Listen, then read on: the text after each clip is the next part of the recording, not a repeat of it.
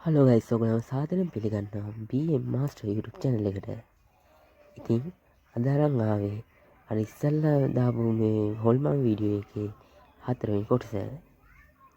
ඉතින් ඔයගොල්ලෝ තාම අපි subscribe කරලා නැත්නම් දැම්ම පල්ලෙහා bell icon එක on කරලා subscribe කරන්න. අය භාගයක් විතර ගියාට පස්සේ හාමුදුරුවෝ එළියට ආපු නැති නිසා අපි දෙන්න හොඳටම බය වුණා.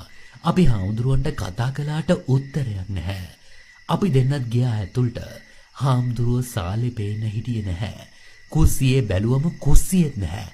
බෙඩ්රූම් එක බලද්දී හාමුදුරුවෝ විදුෂ්ගේ අල්මාරිය ළඟ හිටගෙන උඩ බලාගෙන ඉන්නවා. කිසිම හැල හොල්මනක් නැතුව. අපි දෙතුන් පාරක් කතා කළාම තමයි පියවි ලෝකෙට ආවේ.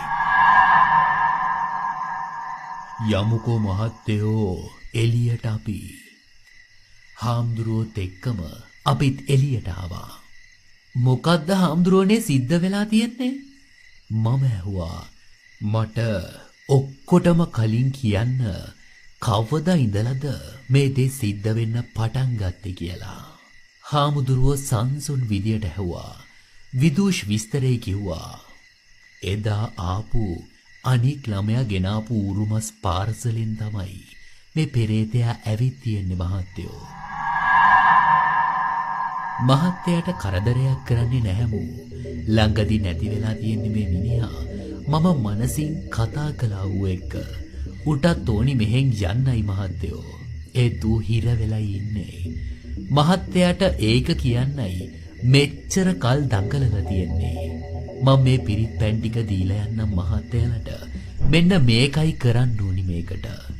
දවස් 3ක් රෑ 12න් පස්සේ මේ ගෙදර ඌරුමස් තෙලට හදලා කැන්ද කොලයක දාගෙන ගිහින් මහත්තයා තනියම පාරේ ඇවිදගෙන ගිහින් තුන්මන් හන්දියක් හම්බ වෙනකන් යන්න ඕන. ගිහින් මේ තුන්මන් හන්දියෙන් තියලා හොඳට කෙල පාරවල් 3ක් ගහන්න. හැබැයි මහත්තයෝ යනින් ගමන් ආපහු පිටිපස්සේ එහෙම බලනව නෙමෙයි යොන්න. 3 දවසක් කොහොම කළාම ඕක හරියයි මහත්තයෝ. තනියම තමයි මේක කරන්නත් ඕන.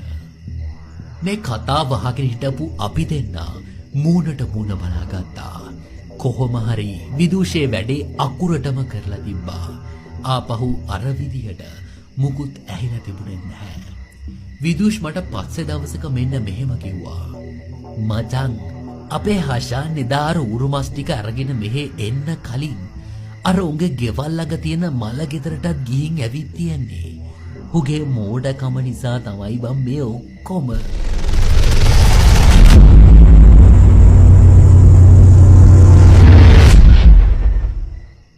අද කතාව මෙතනින් අවසන්.